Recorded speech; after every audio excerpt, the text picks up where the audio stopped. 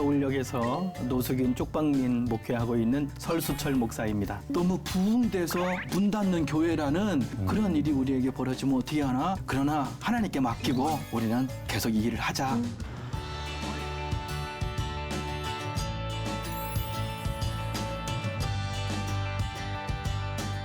내가 어떻게 이들을 버릴 수 있겠어? 과거에서부터 지금까지 인도해 주신 그 하나님의 섭리가 지금의 나를 지탱해 주는 힘이 되었던 것 같아요. 옷이 달린 그 판자를 아플 네. 걸 알면서도 네, 끌어안는 그 마음. 그리고 여기 우리 따뜻한 우리 집이 있는데 꾸역꾸역 또 서울역으로 발걸음을 옮기실 때 그 심정이 어떠실까 가늠이 되는데, 그럼에도 불구하고 또 목사님 이 지퍼 사역을 통해서 잃은 것보다는 얻은 게 많다고 고백을 하셨다고 했어요. 네. 쪽방 교회도 열심히 가고 엄청난 죽을 각오로 쪽방 교회를 개척을 해서 했는데 또 제 아내가 백혈병으로 쓰러지니 그 재발됐으니 이제는 이제 치료를 못하겠지 하면서 저도 절망을 했어요. 그런데 저를 얼마나 불쌍히 여기셨는지 수많은 사람들이 중보 기도를 해주시고 이 목회 하시는 목사님 사모님이 쓰러졌다. 많은 치료비 병원비를 다 후원해 주셔서 제 아내가 더 심하게 재발된 백혈병인데도 네. 다 치료를 받고 건강하게 퇴원을 하나님이 시켜주셨어요. 정말 대단합니다. 저는 또 네. 이제 빚졌잖아요. 그래서 중단하면 안 되잖아요. 또 저에게 은혜를 베풀어 주신 분에게 또 이 사역을 통해서 은혜를 갚아야 되고, 또 이제 첫 번째는 제 아내를 다시 살려주신 하나님께 감사하고, 두 번째는 처음에 쪽방 식구들을 만났을 때는 정말로 비참했어요. 또 무섭게 생긴 친구들도 있었고 악랄한 친구도 있었고 열 몇 가지의 정신질환을 갖고 있었던 친구들도 있었어요. 근데 찬양 사역하며 지퍼 사역하며 같이 병원 치료까지 해주는 지퍼 사역을 통하여 3년 4년 지나면서 다 고침을 받아서 이제는 이들이 예전에는 밥을 얻어먹는 신세였는데 지금은 저와 함께 많은 노숙인에게 빵을 나누어주는 신세가 되고 저희 목회에 가장 오른팔 왼팔이 되어서 교회의 큰 일꾼이 된 거, 저는 그게 가장 큰 열매라고 생각합니다. 너무너무 할렐루야. 감동입니다. 정말 앞으로 진짜. 하나님의 복음의 역사가 목사님을 통하여서 죽고자 하는 자 살리시는 네. 그 역사가 오늘 현장 속에서 나타나는 걸 보게 됩니다. 아멘입니다. 네. 또 우리 노숙인 분들을 모아서 네. 또 찬양 선교단을 만드셨대요. 찬양 선교단? 네. 드림 찬양 선교단이라고 이름이 너무 예쁘다. 네. 그렇죠? 네. 또 이 사역의 은혜 열매가 어마어마하다고 하는데 최성실 PD가 그 사역의 현장에 다녀와 봤다고 합니다. 화면으로 만나보시죠.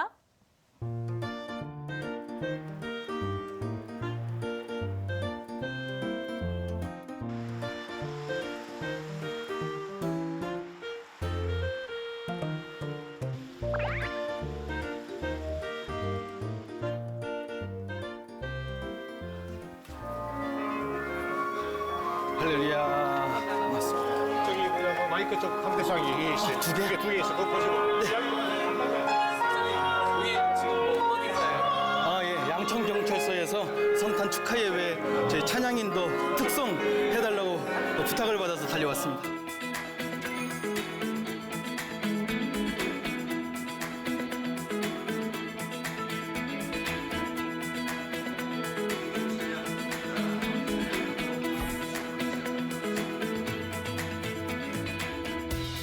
가운데 있는 예쁜 처자는 시각장애 4급과 중증장애가 있고요. 그리고 우리 신랑 싱어는 뇌병변 장애와 여러 가지 복합장애가 있고요. 똑바로 보고 싶습니다. 똑바로 걷고 싶습니다만은 그렇게 똑바로 본 적은 없어요. 똑바로 걸은 적도 없고, 그래도 나 같은 이 모습을 그대로 써주시는 하나님께 이 몸 다 바쳐 찬양하기로.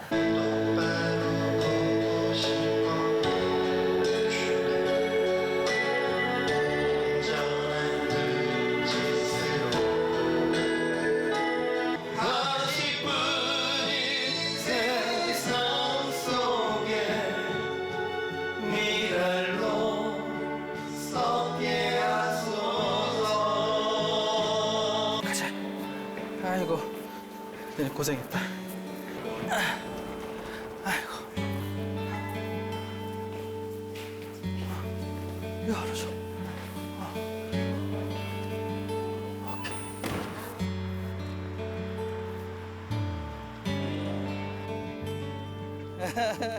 굉장히 큰 은혜를 받았고 참 귀하다라는 생각을 많이 했습니다. 경찰 선교라는 것 자체가 취약점인 그러한 지역들에 대해서 노력하시고 봉사하시는 분들에 대한 또 배려와 또 기도 차원에서 또 초대해서 이렇게 같이 참여하게 되었습니다. 몸이 불편하신데도 이렇게 추운 날씨에 저희 쪽에 같이 오셔서 예배를 들어주신 것만으로도 너무 감사하고 너무나 같이 은혜로운 시간이었던 것 같아요. 너무 감사했어요. 네, 화면 보고 오시는 동안 네, 드림 찬양 선교단의 핵심 지역 두 분을 모셨습니다. 네. 김성호, 김진희 집사님 안녕하세요. 반갑습니다. 네. 반갑습니다. 우리 시청자 여러분께 한 분 한 분 네, 자기소개 부탁드리겠습니다. 네. 안녕하세요. 저는 드림 찬양단에서 싱어 역할을 맡고 있는 김성호고요. 교회 생활한 지는 오래되었는데 세상 유혹에 빠지다 보니까 이 교회 다니다가 저 교회 다니다가 막 방황하다가 목사님께서 잡아주셔서 지금 착실히 교회 생활을 잘하고 있습니다. 네. 네. 예, 안녕하십니까. 저는 드림 찬양단에서 자칭 그 하나님 백댄서라고 네. 김진희 집사라고 하고요. 네. 그 저희 목사님을 통해서 그 여러 군대를 감사하게도 다니고 있습니다. 네, 네, 환영합니다. 환영합니다. 네, 백댄서답게 아주. 백댄서 천사들처럼. 세상에. 자, 우리 남편분이 찬양하시고 우리 이제 아내 되신 분이 정말 몸 찬양을 하시는데 너무너무 아름다워요. 말 그대로 천사들이 찬양하는 것 같은데 자, 찬양하러 가시면 두 분의 찬양 또 두 분의 이 백댄스, 천사들의 백댄스의 모습을 보시고 반응이 어떠신가요? 초창기 처음에는 네. 잘 바라보질 못했어요. 그러니까 네. 대인기피증으로 인해서 많은 분들이 무슨 생각을 가지시고 저를 보면 어떤 느낌이실까 생각을 가질 틈도 없이 그냥 제가 순서만 끝나면 내려가기 네. 바빴는데 요즘은 보시면 한없이 우시더라고요. 우시는 네. 분 계시고 흐뭇하게 봐주시는 분 계시고 감동받으시는 분도 계시고 예, 여러분들이 계셔서 만감이 교차하고 있습니다. 굉장히 찬양하시면 은혜가 되셨겠어요. 네. 진희 집사님은 반응이 어떻게 느껴지세요? 저는 늘 찬양하면서 느끼는데 되게 은혜스러운 게 저 같은 사람이 그 하나님을 위해서 춤을 추고 그 보시는 분들을 위해서 춤을 추고 있다는 게 저는 되게 너무 영광스러워요. 맞아요. 네. 보는 저희가 지금 계속 흐뭇한 미소가 지어지는데, 네. 아니, 목사님, 입 찢어지시겠어요. 너무 흐뭇하게 보시는데. 근데 두 분은 목사님과 인연이 어떻게 시작되신 거예요?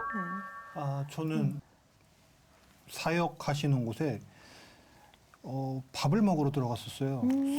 저는 그 거리를 떠돌아 다니다가 새벽에 또 배가 고프잖아요. 그래서 무작정 밥 먹으러 들어갔던 곳이었는데 거기서 이제 말씀으로 은혜 받고 찬양으로 은혜 받아서 또 교회 생활을 하다 보니까 또 목사님께 또 선택을 받아서 네. 예, 또 오디션을 거쳐서 또 저는 예, 가수로 활동하게 되었고 이제 목사님께서 드림 찬양단을 결성하기 전부터 이제 저는 목사님께 제안을 많이 받았어요. 그때 저는 대인기피증이 되게 심했거든요.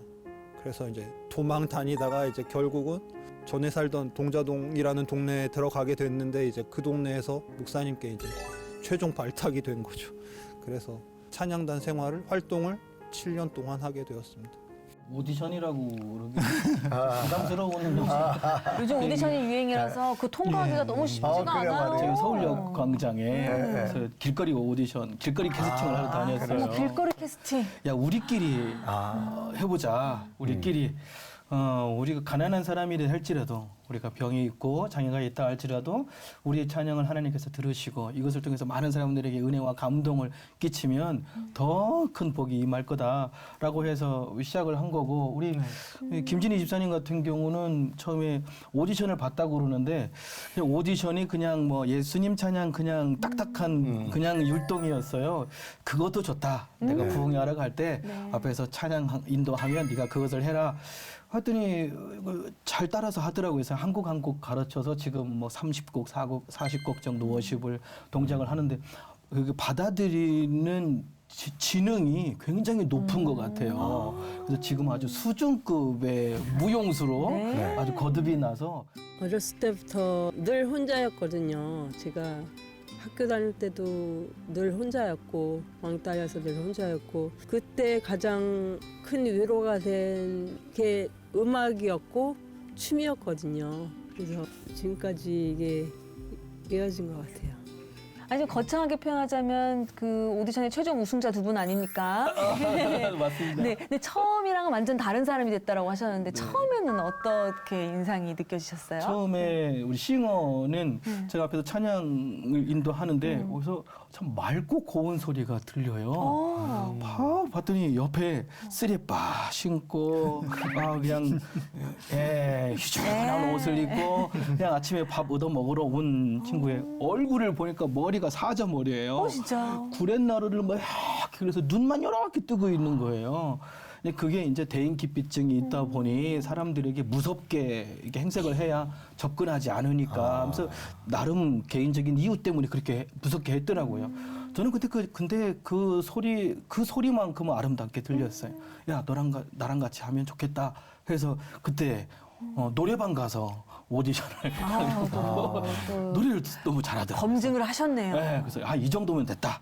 이걸 다듬고 예쁘게 하면 하나님께 아주 아름답게 찬양할 수 있겠다. 그래서 발탁을 했고 우리 자매님 같은 경우야 뭐 처음에는 몸이 굉장히 딱딱했어요. 젓가락이라고 제가 별명을 했어요. 근데 그것을 앞이 잘 안 보여요. 시각장애가 있다 보니 네. 손가락 하나부터 하나 다 펴주고 동작 하나를 다 만들어줘서 한 곡 한 곡을 하게 됐죠. 네. 지금은 안 가르쳐줘도 자기가 잘 알아서 네. 창작무용을 하고 있습니다. 네. 서울역은 수십만 명이 다니는 곳이라는 말이에요. 그러니까 수십만 명 중에 캐스팅 되신 두 분. 정말 대단한 영광의 박수를 드려야 되는데. KBS 공채보다 낫네. 그래 말이야. 자, 그러면 이제 두 분이 목사님 만나게 된 것이 어디 서울역 중심으로 되어져서 한번 노숙인 생활을 하시다가 만나신 것 같은데. 자, 우리 두 분, 우리 남편 되시는 분은 어쩌다가 노숙인을 하시게 되셨어요? 저도 사회를 경험을 해봤지만 네. 제가 가지고 있는 장애로 인해서 사회에서 많이 배제받고 웃음거리가 되고 비아냥거림의 대상이 되고 그래서 최종으로 도착한 곳이 이곳이더라고요. 네. 갈 때마다 장애가 왜 그러냐, 왜 몸이 불편하냐 이게 걱정해주는 말씀들이 아니라 왜 그런데 이 일을 하려고 그러냐 그러는 비꼬는 듯한 말투들 때문에 저는 이제 세상에서 버림을 받았다 그럴까요? 네. 버림받아서 최종 도착한 곳이 서울역인데 서울역에서 이제 인생의 전환점을 맞이한 거죠. 터닝 포인트를 맞이해서 목사님을 또 만나 뵙게 됐고 인생이 전환이 돼서 이렇게 또 찬양 사역자로 쓰임도 받고 목사님께 감사드리고 있습니다. 네, 처음에 목사님 뵐 때는 아마 굉장히 모습이 마치 어떤 괴수 같은? 괴수 같은 그런 편인데 어떤 그 뭐 질병을 가지고 계셨었나요? 저는 이제 선천적으로 뇌병변 장애가 있습니다. 네. 뇌에 물이 차서 이제 되게 머리가 커 보이는? 모르겠어요. 전 군대 갈 때까지 몰랐는데 그걸 네. 숨기고 계셨던 것 같아요, 부모님께서. 네. 군대 가기 전에 이제 MRI를 찍었죠. 그랬더니 뇌병변 장애이십니다. 판정 받고 저는 이제 장애인이 됐던 것 같습니다. 뇌에 물이 찼다는, 그러니까 태어날 때부터 뇌수증이라고 판정을 받았고요. 군대 가기 전 MRI를 찍으면서 이제 그 사실을 알게 되었어요. 저는 어쩔 수 없이 장애를 가진 채로 밖으로 이제 나와야 했죠. 그때가 IMF 지나고 가정이 좀 기울어져서 20살 초반에 가족으로부터 버림을 받았어요.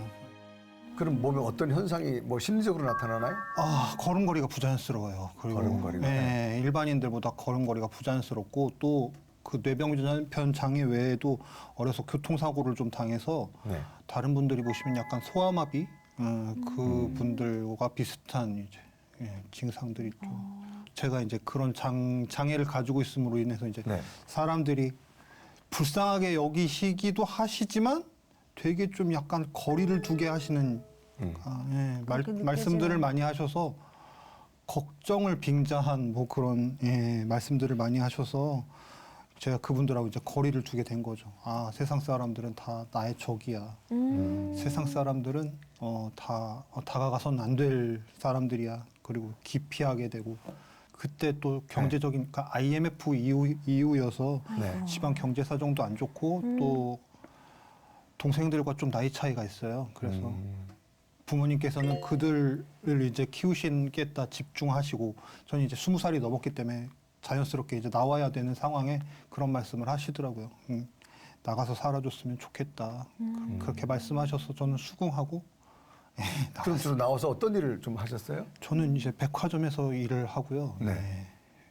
주로 백화점에서 일을 많이 했습니다. 그럼 그러다가 직장도 그만두시고? 그렇죠. 그런 이제 편견들, 네. 그런 좀 불편한 얘기들이 많이 돌아서 그만두고 두다 보니까 이제 최종적으로 온 곳이 서울역이었는데 서울역에서 인생의 전환점을 맞이하게 되었죠. 그렇게 네, 그런 경험을 좀 했습니다.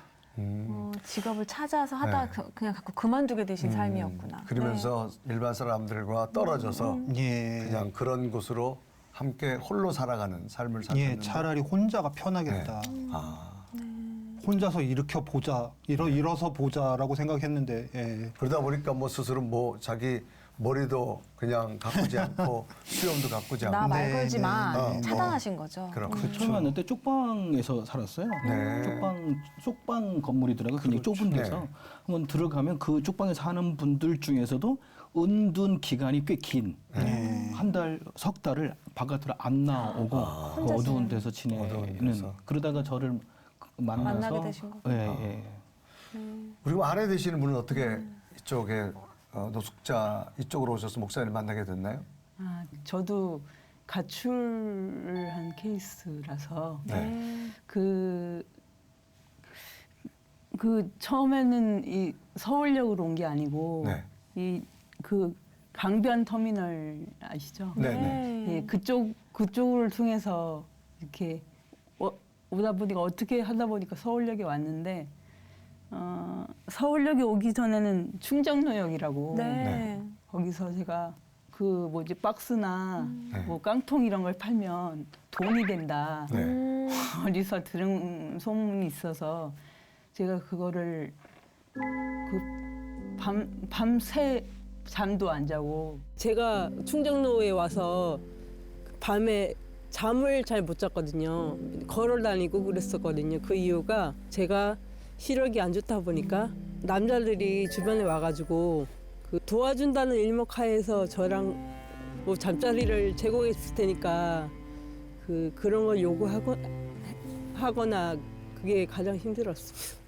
그럼 주로 그 충정로 그쪽 역에서 서울역 왔다 갔다 하시면 주로 그럼 생활은 어디서 하셨어요? 생활은 돈이 있으면 네. 그 편의점에서 라면이라든가 네. 뭐 이런 거 사 먹고 또 여유가 좀 되면 뭐 PC방이라든가 찜질방에서 자기도 먹기도 하고 하시고. 방에서 네. 자기도 하고 굉장히 스케줄이 네. 노숙하면서도 네. 스케줄이 빡빡했어요. 아. 아침을 어느 이제 무료 급식소에서 먹으면 또 점심은 거기서는 운영을 안 할 수 있거든요. 그러면 점심은 저기 성남의 모란시장 거기 가서 먹자 그러면 거기까지 가는 시간이 점심 때까지예요. 그러면 이제 거기 저녁을 또 다른 곳이 있으면 저녁 먹으러 또 가요. 그러니까 하루에 끼니를 해결하기 위해서 그냥 시간이 그냥 쭉 지나가더라고요. 그러다가 서울역은 거기도 이제 어느 좁은 교회나 그런 데 있으면 바닥에서 얻어서 잠만 자고 지내다가 거기서 신랑을 만나서 쪽방에서 둘이 그 좁은 데서 둘이 동거하고 살고 있더라고요. 그래서 야, 신혼생활은 그렇게 하면 안 돼. 저도 신혼생활을 어렵게 했으면서 신혼생활은 그렇게 하면 안 돼. 그래서 이 부부가 동거한 것 때문에 급하게 집을 얻어줘야 되겠다 싶은 생각에 제가 쪽방 교회를 일찍 개척하게 된 것도 이 부부 때문에 그렇게 된 거예요.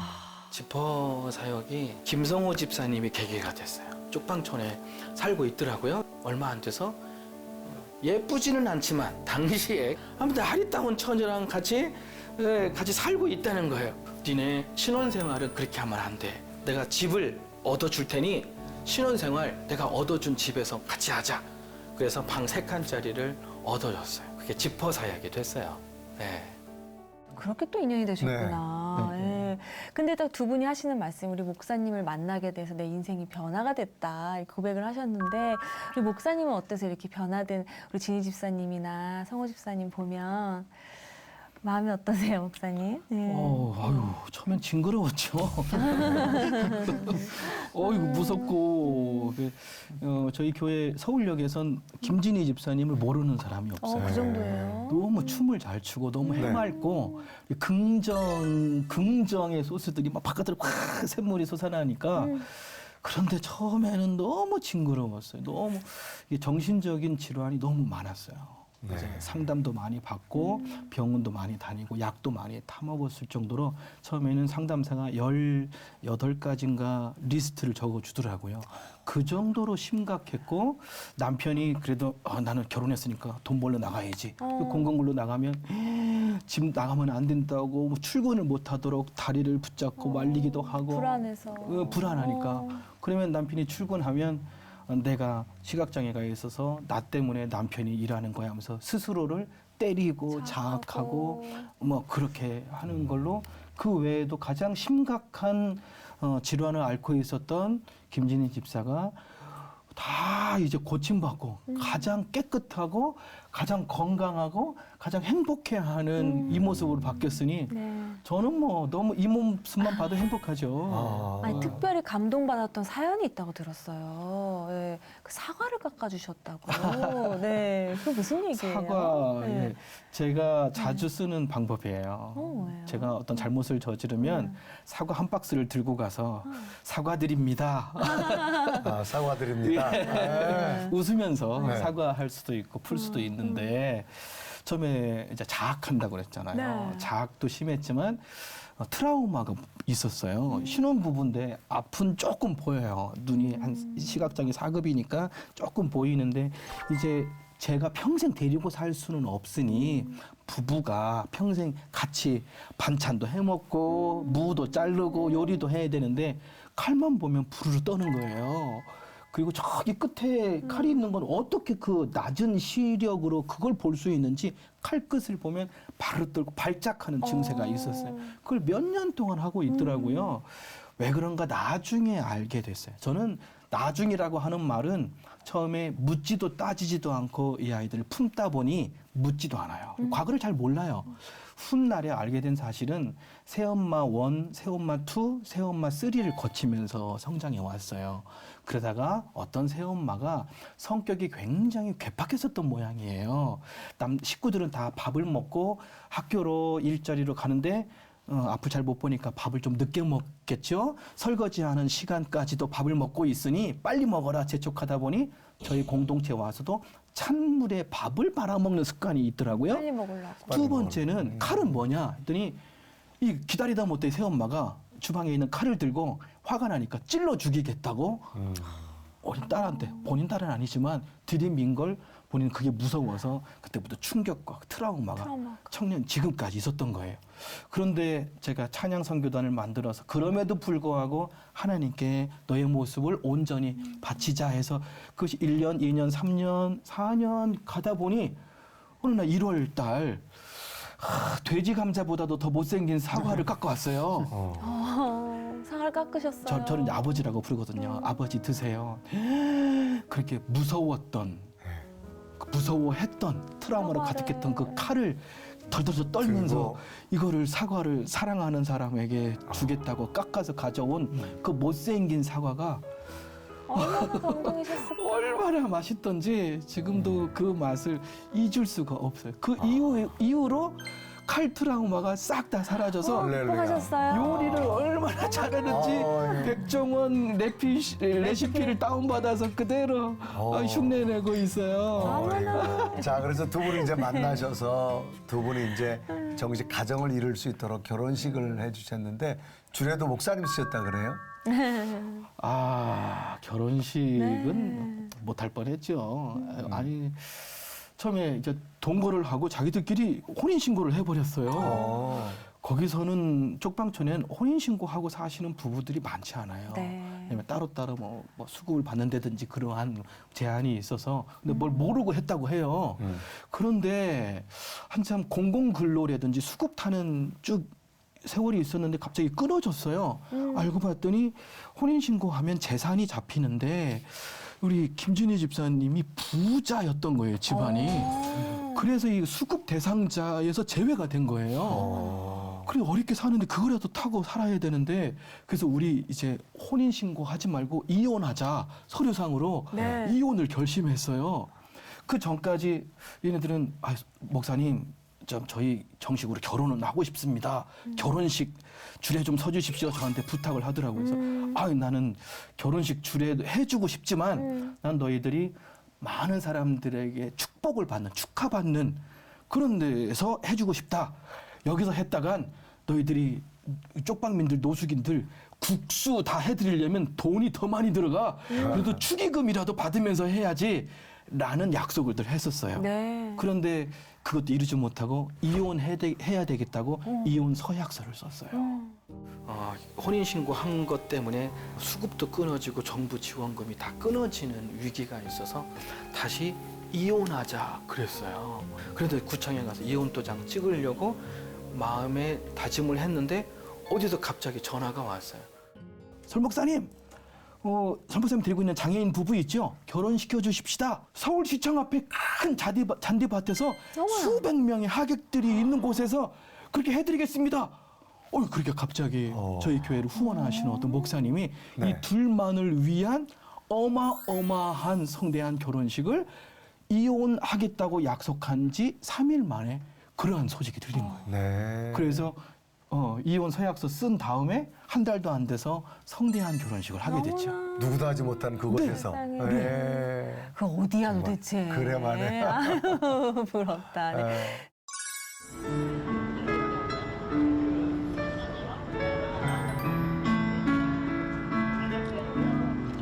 오늘 혼인한 두 사람과 이들의 첫 발을 축하하는 모든 이들의 앞길에 자, 신랑 신부 출발!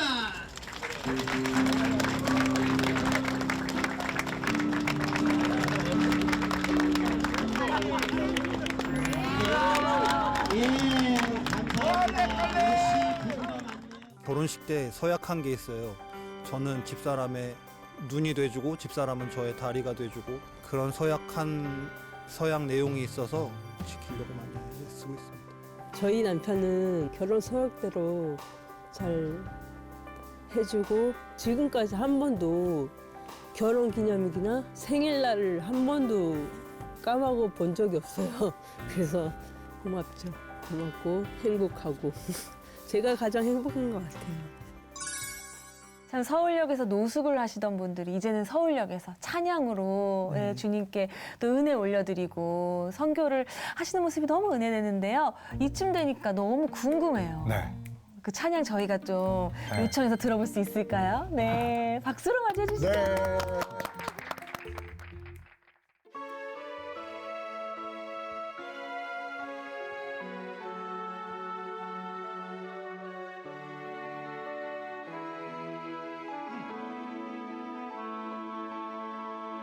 똑바로 보고 싶어요 주님 온전한 눈짓으로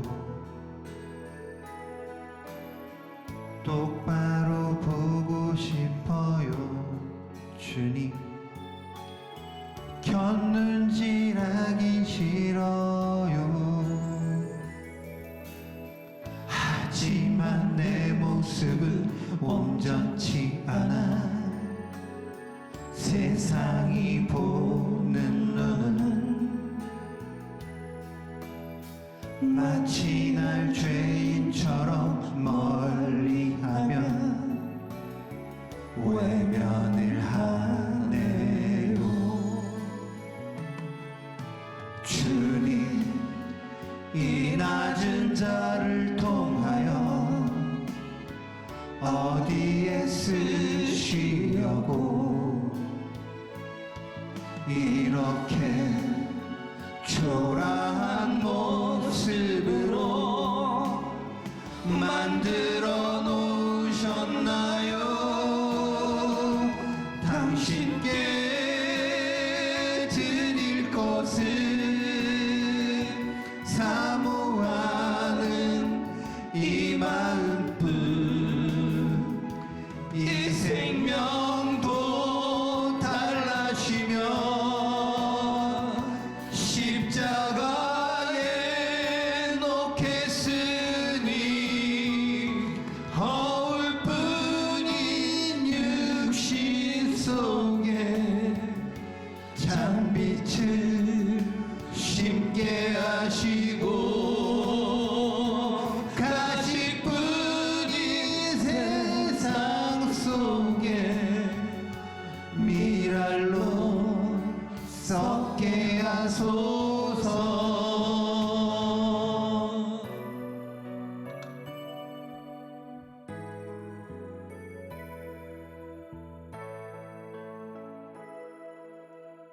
똑바로 걷고 싶어요 주님. 온전한 몸짓으로 똑바로 걷고 싶어요 주님. 기우뚱하기 싫어요. 하지만 내 모습은 온전치 않아. 세상이 보는 눈은 마치 날 죄인처럼 멀리하면 외면을 하네요. 주님, 이 낮은 자를 통하여 어디에 쓰시려고 이렇게 초라한 모습으로 만들어 놓으셨나요? 당신께 드릴 것은 사모하는 이 마음뿐. 이 생명도 달라시며 십자가에 놓겠으니 허울 뿐인 육신 속에 찬빛을 심게 하시고 가시뿐인 세상 속에 미랄로 썩게 하소서. 가시뿐인 세상 속에 미랄로 썩게 하소서.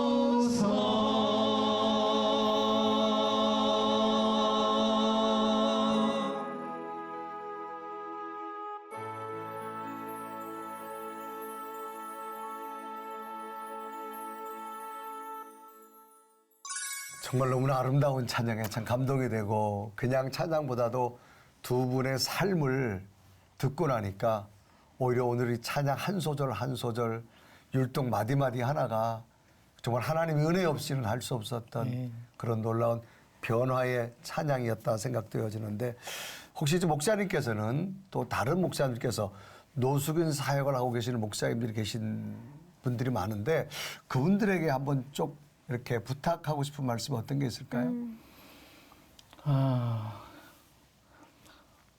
저는 후원을 받아서 네. 하는 사역이다 보니 헌금이 들어오는 것보다 헌금 나가는 헌금을 내주는 교회이다 보니 재정에 대한 부분이 가장 힘든 부분이고 가장 필요한 부분이긴 하죠. 근데 저는 이 사역하시는 다른 분들에게 죄송하지만 저는 누구에게 도와달라고 여태껏 8년 동안 한 번도 못했더라고요. 그걸 몇 달 전에 알게 됐어요. 네. 그냥 십시일반 이 사역을 어떻게 방송을 통해서나 어디서 알게 돼서 도와주시는 분들 때문에 이 사역을 하게 됐어요. 그런데 그러면 창대교회는 왜 이렇게 부흥되고 왜 이렇게 매주 터질 정도로 많은 분들이 오시나 봤더니 빵이 필요해서 오시는 분들도 계신데 그분들 중에 반 이상은 말씀이 좋아서 오신다는 분들이 저희 교회 특징이라고 하더라고요. 네. 그래서 저도 이런 계산을 해봤어요. 작년에 이게 부흥돼서 문 닫는 교회가 되면 안 되는데 나 내년부터는 영업하러 다녀야 되나? 많이 후원 좀 해달라고 이렇게 해야 되나? 왜 우리 교회가 이렇게 넘쳐나니까. 근데 마음의 한켠에는 설교를 들으러 오신다는 분이 많은데, 즉 이분들은 말씀을 이게 긴하게 듣는다는 건 삶이 변할 수 있다는 가능성이 100% 올라가는 거거든요. 나는 설교 준비하는 시간이 더 필요해 라고 결단을 하다 보니 재정에 대한 부분은 제가 까먹고 있게 된 거더라고요. 그러나 제가 결단하고 싶은 건 생명을 살리는 건 하나님의 말씀이다라고 저는 그렇게 믿어 의심치 않습니다. 많은 목사님들이 이들에게 희망의 메시지, 천국의 메시지를 잘 요리해서 밥을 퍼주는 것만큼 하나님의 말씀도 잘 요리해서 삶과 사랑과 이들을 존중하는 마음까지 담아서 설교하면 그 설교 들으려고 많은 사람들이 올 거고, 또한 하나님께서 그러한 교회는 문 닫게 할 수 없다. 하나님께서 기적처럼 천사를 보내어서 자산가를 보내어서 물질은 채워주실 거다. 반대로 물질 쪽에 집중하다 보니 생명을 살리는 영혼을 쳐다볼 수 있고 돌볼 수 있는 부분은 마음이 덜 가지 않나. 제 경험사고는 그렇습니다. 그래서 이 방송을 통해서 부탁드리고 싶은 말씀은 이분들에게 빵과 사랑을 나누어 드리는 만큼 하나님의 말씀을 맛있게 요리해서 감동과 그리고 은혜가 넘치는 교회로 만들어준다면 천국이 바로 이곳이다. 이것이 될 수 있다라는 말씀을 감히 드려보겠습니다. 네, 아마 목사님은 또 목회 현장 속에서 이런 두 분의 열매를 보셨고 또 정말 죽고자 했는데 여기까지 살아서 목회한 것, 가정을 살리신 하나님의 분명한 체험과 소명이 아주 분명하시기에 마치 말씀은 요리가와 같은 거와 똑같으니까 아마 그런 역사가 목사님 통해 더 일어나리라고 저는 기대됩니다. 우리 집사님, 목사님 뵈니 어떠신가요? 정말 우리 아까 처음에 말씀하신 것처럼 죽으러 오셨잖아요. 내 그냥 삶을 끝내러 오신 것에서 생명을 발견하셨다는 것이 정말 하나님은 정말 뜻이 없이는 일하지 않으신다. 분명한 뜻이 있고 계획이 있으시다는 것을 오늘 또 느꼈는데, 우리 두 집사님들께서도 오늘 이렇게 이게 조명을 받으며 찬양을 올려드리는 거 몇 년 전에는 상상하지 못하셨던 일일 것 같아요. 앞으로 기도 제목이 있다면 원대하게 한번 나눠주시면 저희가 함께 기도하겠습니다. 지금 대한민국 교회들이 많이 사라지고 있다고 하시더라고요.